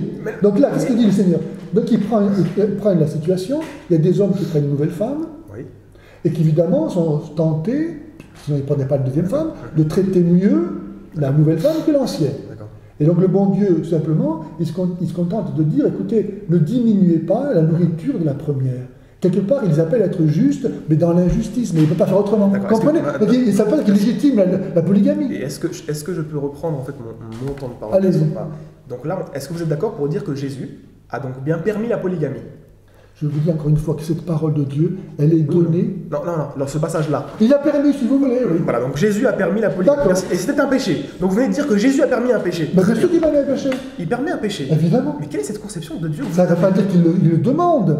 Karim, si Dieu ne permettait pas le péché, il n'y aurait pas de péché dans le monde. Non, c'est dans sa loi. Mais c'est dans sa loi, c'est une ordonnance qu'il donne. Et vous croyez que le Seigneur, il ne voit pas ce qui se passe? Il le laisse faire. Ça veut dire qu'il le permet. Mais non, moi je voulais juste savoir, comme vous l'avez dit, Jésus permet un péché et il permet la polygamie. Pas de souci. Et en plus, à sa table au paradis, bizarrement, il y a plein de polygames avec lui. On revient. On continue sur ce que vous avez dit. Vous avez parlé des Banu Quraïza à propos du prophète, qu'il les ait tués. Bon, égorgés. Voilà, il les a égorgés, c'est vrai. Beau, hein? En tout cas, selon nos sources à nous, il y a plusieurs chiffres qui ont été avancés. Et le meilleur et le plus authentique chiffre, c'est 40. Oh là là! Bien sûr. Comme le soleil dans le désert. Non, c'est pas ça. C'est-à-dire que, en fait, vu que vous ne connaissez pas en fait la science des traditions, vous ne pouvez pas authentifier un texte. Lorsqu'il est dit, par exemple, 900, 600, 400, c'est rapporté par des personnes qui sont considérées comme menteurs chez nous. Ah bon? Donc, est-ce que vous acceptez le fait qu'on ait des traditions que nous rejetions? Oui. Tout, même le Coran lui-même se rejette, on peut bien dire. D'accord, très bien. Non, parce que si vous n'acceptez pas le fait que les traditions qui sont chez nous peuvent être fausses et qu'on les rejette nous-mêmes... alors on va démarrer avec ça. Mais oui, mais alors à ce moment-là, est-ce que vous acceptez le fait que Jésus a été un meurtrier? Et il a été, selon vos propres sources. Dites-moi. Je vais vous apprendre quelque chose, donc c'est très bien. Vous savez que quand il était petit, Jésus, il tuait plein de personnes, et il tuait même des enfants. Il tuait des personnes? Bien sûr. C'est rapporté dans quoi? Dans les évangiles dits apocryphes. Oh, ben alors... Pourquoi vous n'allez pas chercher François aussi dans Voilà, ce que je voulais vous amener, c'était à ça. C'est-à-dire que vous avez vos critères pour authentifier un récit. Nous avons les nôtres. Et si vous rejetez notre façon de rejeter les fausses traditions, alors à ce moment-là, moi je ne tiens pas compte de vos critères. Et je dis que les évangiles apocryphes sont bons. Et donc vous avez un Jésus meurtrier. C'est ce que vous faites de toute façon. Ah non, pas du tout. Moi, les évangiles... Vous seriez chrétien si vous acceptiez notre parole. Pas du tout. Ce que je vais vous dire, c'est qu'on a chacun des critères d'authentification. Les Banu Quraïza, le chiffre le plus authentique, c'est 40 personnes qui ont été fait tuer. Et non pas ce que vous avez voulu dire tout à l'heure. Dans les hadiths de Boukhari, c'est pas ça. C'est très bien, mais je vous explique. Donnez-moi un chiffre dans le Sahih al-Bukhari. Ça n'existe pas. Ah bon, on va voir ça. C'est un défi. Ça n'existe pas, monsieur Vagès. On trouve ça que dans ce qu'on appelle les livres d'histoire. Ok. Dans les Sirah. Mais attendez...